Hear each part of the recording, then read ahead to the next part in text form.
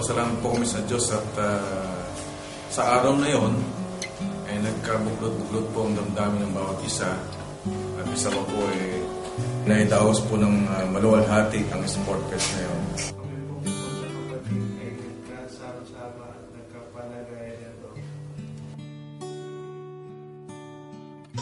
Actually, kaya pinasan namin yung may hawak ng salik. Kasi ang ibig sabihin ng pasan, dapat ramdam yung bigat. Kaya kung sa kapatid, dapat kung kaya rin lang ng green, halimbawa, ba't kailangan pa mag-orange o kaya mag-blue sa salik natin? Isa po doon yung sa wangwang.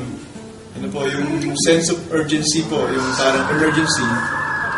Kaya po niligay po namin yung wangwang para po maramdaman po na kailangan po umaksyon agad. Kaya po, tila may nagugulo doon sa cheering.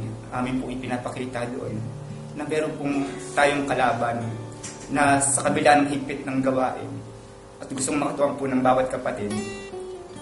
Pinipit po natin kayanin sa kabila ng mga emergency, mga bagay na tila mahirap man pero patuloy pa rin tayo.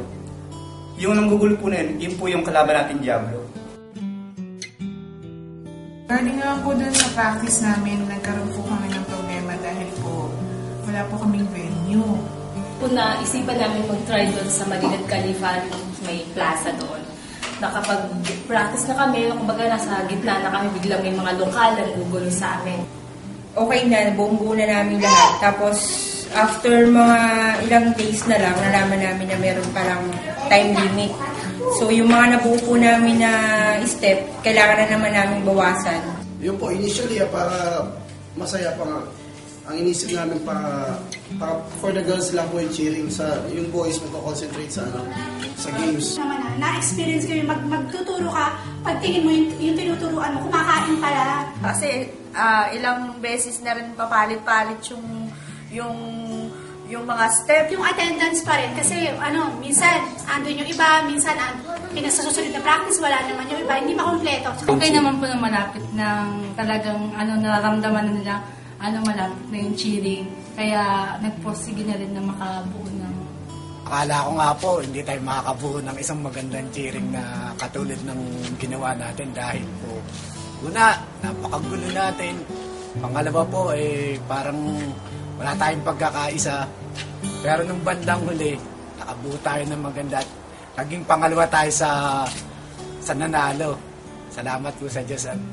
Tayo pa rin po ang naging overall champion. Blue team sa Dick. Power.